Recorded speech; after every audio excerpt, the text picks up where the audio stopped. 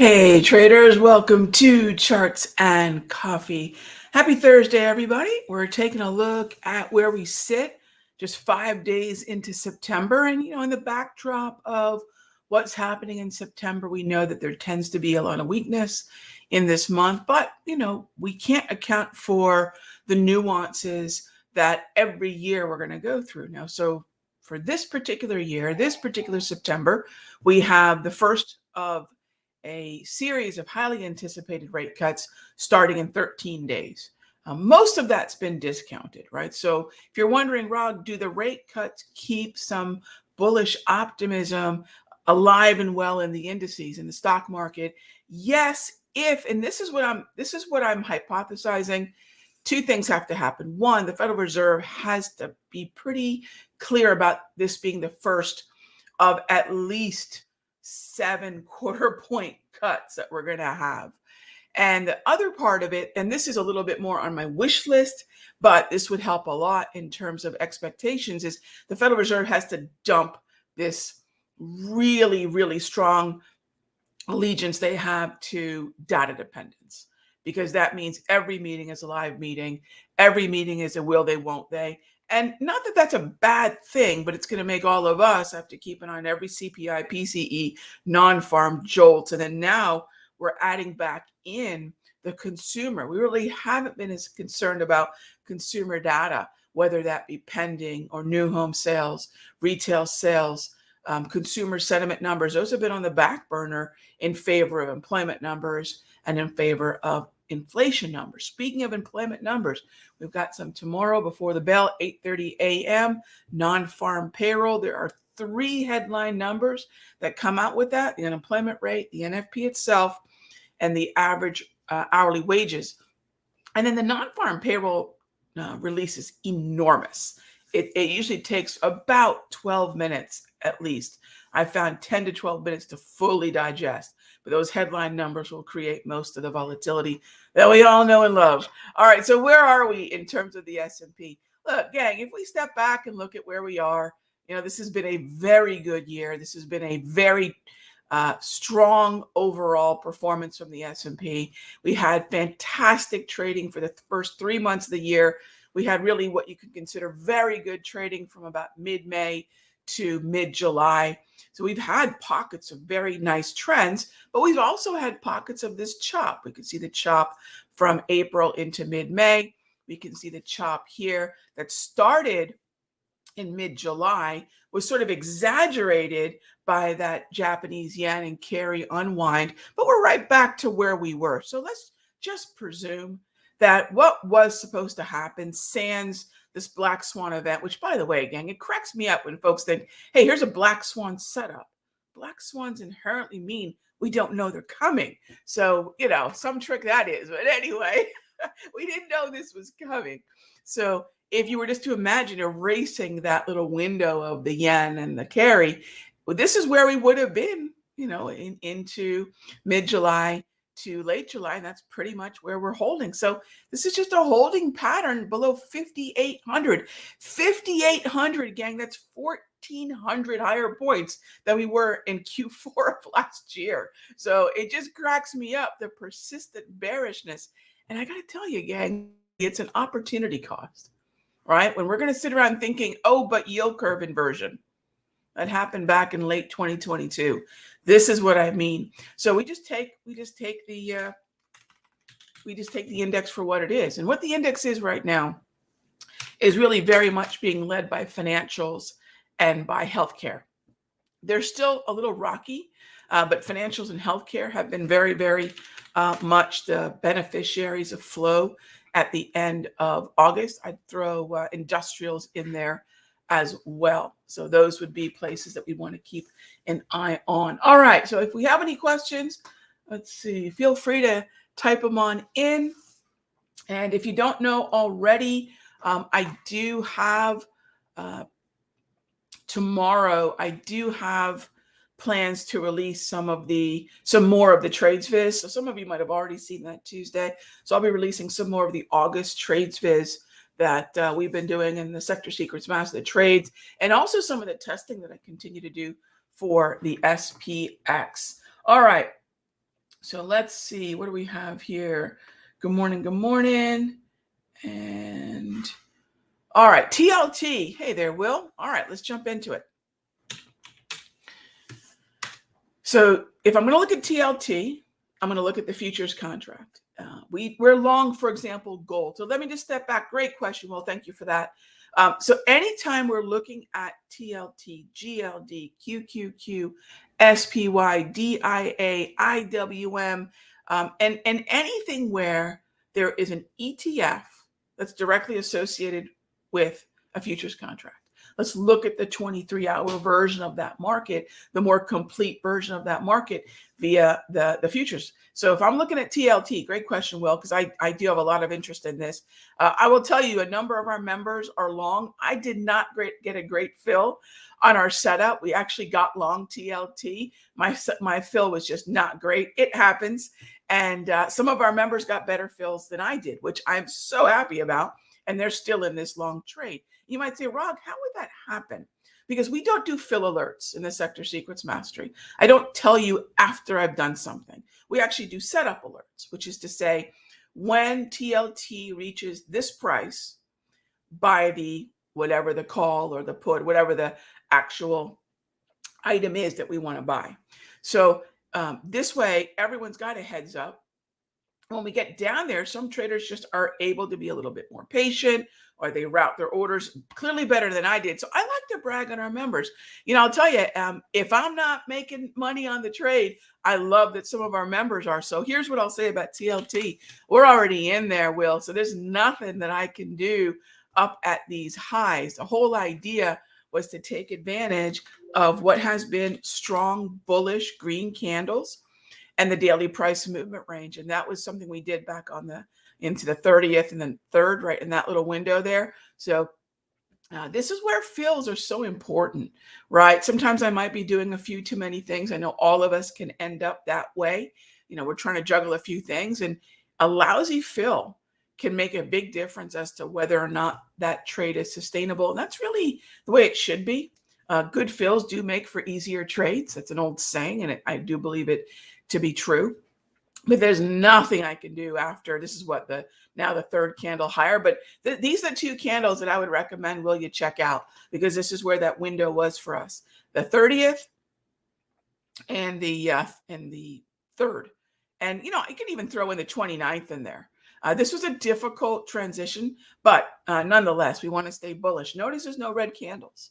So without the red candles, this is one thing that the top tier candles are so great with determining direction. Because the candles are, for the most part, green, think in your mind, long calls only. You're never going to get bamboozled with the whole, oh my gosh, maybe I should be short thing. And you can continue to focus on the long side when a green candle, or yellow, but preferably green, hits the gray zone. And that's the daily price movement range and the top tier candles working together. So what can it tell us about the market? I'm only going to say, Will, great question. What is the higher high tell us? That ZB yields, meaning the long bond yields, are going down, and they should be. To your point, why would it take so long? Well, remember two things about bonds. One, they like to front run 3 to 6 months. So a lot of the expectations we have for September were baked into the cake by, say, June, by May. Right? So now that we're moving forward, bonds are actually looking ahead, likely to maybe December, January. I would say probably January, that the rate cuts will persist. So anytime ZB goes up, that means yields are going down. We would expect yields to go down because we have a series of rate cuts coming. And usually I count on the bonds to sort of try to see into the future, because that's what they like to do. And this would really be probably a projection of at least 3 months ahead, which means the bonds are factoring in lower yields, 90 to 120 days from now. And that's the way that I've always perceived what the bonds are telling us. So thanks for the question, Will. And we'll see what the next opportunity is for us to get long the TLT. All right, next up is Ren asked, does Estimize provide whisper numbers? They provide a completely different kind of number. I am by no means an expert in what they would call it. They probably could describe it on their website better than I could. But here's what I'll say about Estimize. What it provides is more of a crowdsourced number. I don't know the calculations behind whisper numbers, but we know there's company guidance, there's Wall Street expectations, there's the consensus, and then there's this whisper number. Estimize is more related to a whisper number, but it's a crowdsourced, and I find it to be the most accurate in terms of that.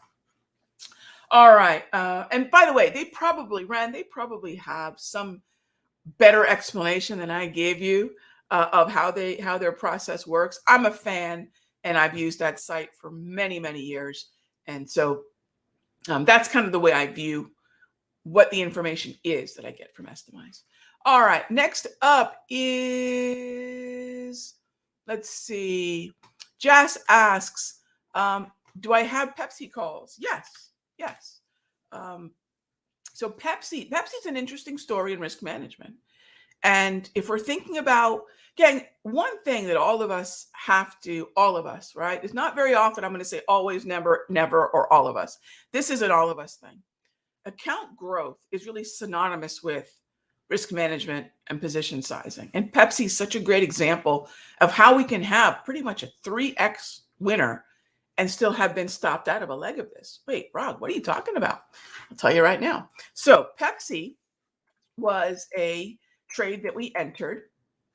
And when I share with everybody, out in front, not later on as an ad, as an initial view of the idea of the trade, we put in anywhere from 1 to 3 entry triggers. So everyone knows the entry price ahead of time, and everyone knows how many entries we are potentially going to have. The reason adding doesn't work is because it is going to subjectively increase the position size of a losing trade. It is almost always that, right? So let's say I put in 1 trigger to 3 triggers. Now you can allocate how many dollars to each trigger you're going to dedicate, as opposed to saying, well, I'll buy this number of contracts. Oh, we have an ad. Oh, let me add another number of contracts. And before you know it, this is increasingly adding risk to the account, right? So keep that in mind. And this is where Pepsi was such a cool trade. We had 2 triggers. That means that I had 2 different prices that I got in at Pepsi. Aggro, moderate. My aggro trade lost the allowable number of dollars that I was allowed to risk. You have to have a level of risk that is identified when we put the trade on. So I ended up cutting that leg of the trade. That leg, I had 2 legs, right? Again, both were part of the initial trade idea, not an ad. So there was a moderate. And the moderate, we paid, and I'll tell you right now, because it just kind of course, usually, I'm terrible about remembering numbers. I'm always amazed by those golfers who can talk about a tourney and talk about the 3rd day, 8th hole, and the 3rd shot. Blows my mind. Yeah, I'm terrible. I try to forget winners and losers as quickly as possible, and it's given me sort of a Dory the fish complex with my trading. I think having a short memory is beneficial. We paid $355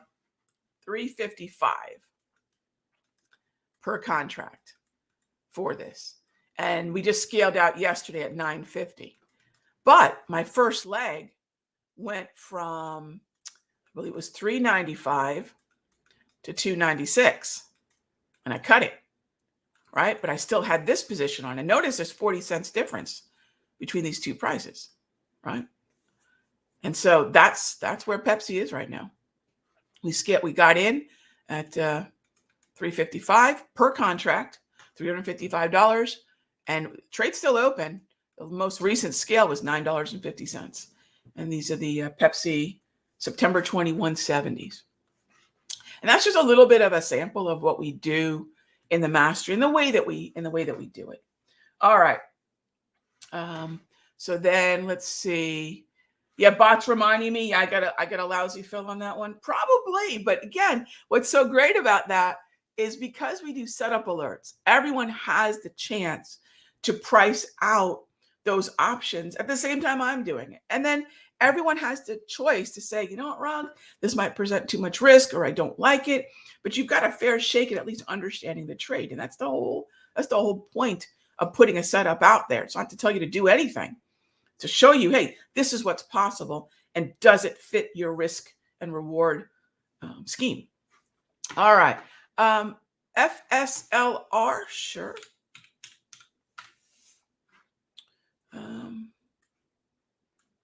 It's bullish, neutral.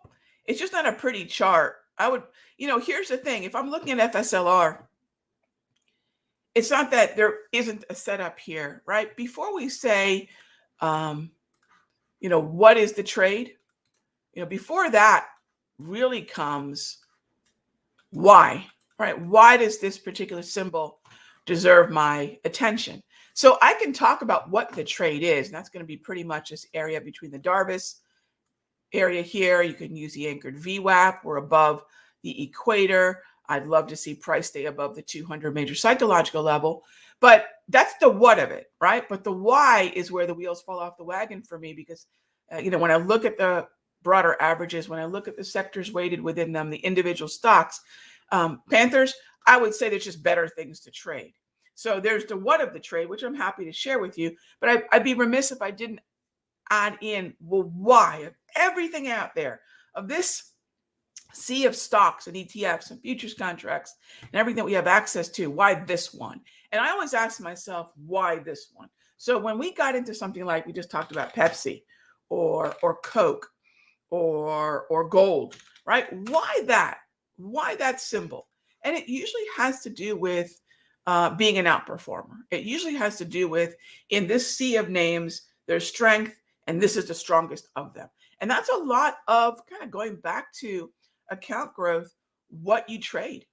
How are you going about determining the watch list? Because, there's that old saying, you can do the right thing, but for the wrong person. It's a terrible feeling.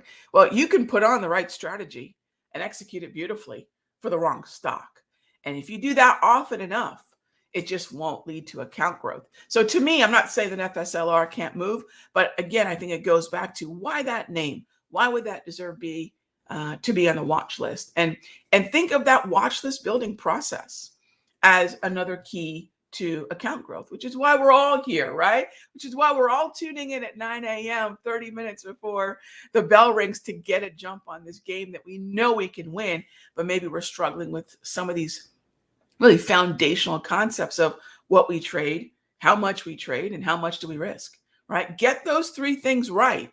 It's not about a particular strategy. It's not about a particular secret squiggle, right? It's about getting those processes right.